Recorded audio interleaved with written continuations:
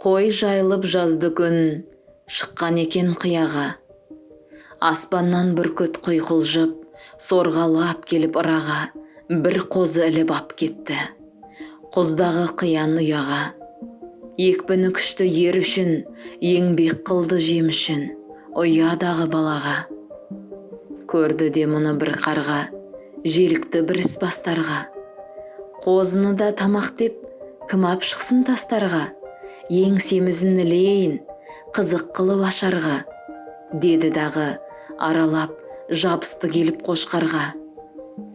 Қалшылдап, дірілдеп, тырнағын салады, қанатын қайқайтып, әкетпек болады. Бүркітте емес екені, кешікпей ақ білінді. Жабағыға тырнағы шықпастай боп ілінді. Жалпылдап, салпылдап, қойшыларға көрінді.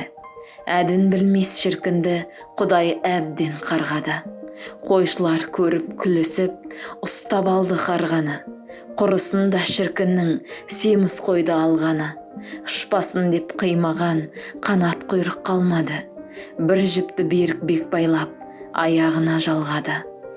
Балаларға ойын боп, қор болып сөйтіп қалғаны. Азат басың болсын құл, қолдан келмес іске ұмтыл.